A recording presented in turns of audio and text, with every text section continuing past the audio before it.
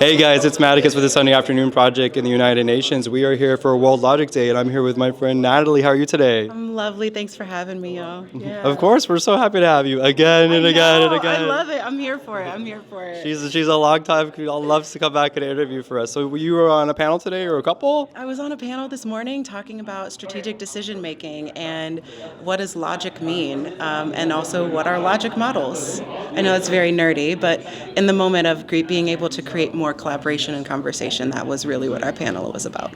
That's great. And do you feel like your panel's going to? Girl, I'm just getting so messed up with you. It's okay, So sorry. it's okay. Yeah. All right. So with your panel, do you feel like it's going to bring some impact, or what exactly was like your role on that panel today?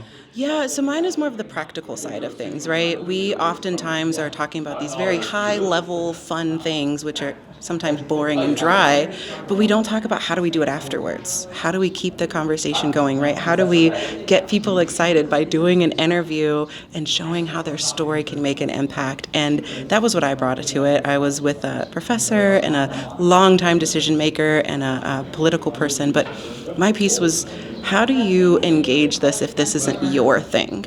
And how do you use logic modeling or even mind mapping to change how you do things so that you can think about impact? And my favorite piece was to say, go back to being your fourth grade self. If you could go back to being your fifth grade self, before everyone said, this is how you have to operate, this is the box you have to stand in, this is the thing you have to do, what if you were like, I'm still going to go save the world by planting trees? And what if you went back to that vision? And that's what you say, this is how we go do it.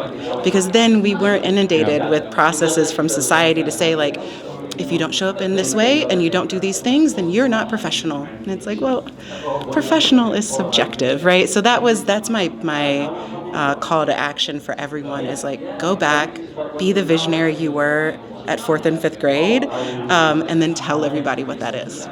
I love that. It's almost like bringing back your child self, or almost like even your toddler self, right? Children are so honest and just brutally honest and creative. So you're a female entrepreneur, right? Mm-hmm. You own your own business. Mm-hmm. How long have you been running your own business? So officially we are 2.5 years old. But I started being a private contractor about 5 years ago.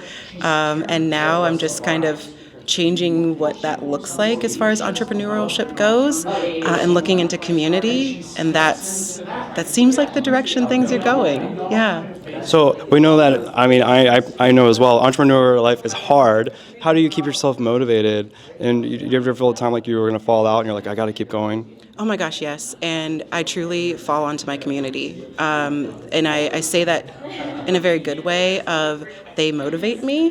They remind me to keep showing up. Sometimes I'm like, I'm tired. And they're like, yeah, but we need you. And what do you need? And that's the piece of you're giving. And so how do we give too?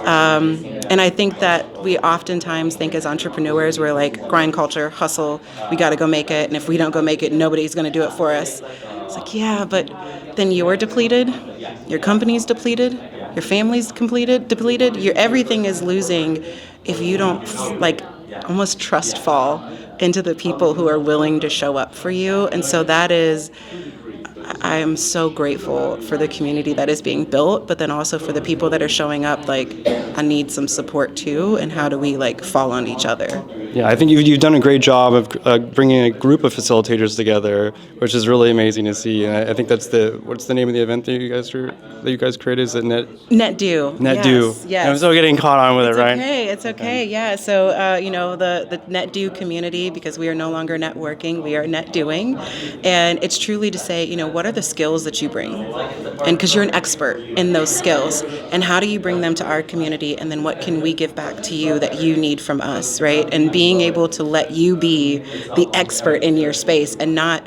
the expert of 7 hats, which is, or I guess the company 17 hats. I just learned what usually happens. Yeah. And then you're like, well, I'm not really good at this thing, but I have to learn how to do it now. And I'm like, no, do you and do it the best way, and let somebody else come in and join you so that we can change that and let you shine in your true authenticity. Absolutely. Let's share resources and accelerate together. Well, thank you so much, Natalie, for sharing your story with us today. We hope you join the rest of the World Logic Day. Thank you, Maticus. Thanks for having me.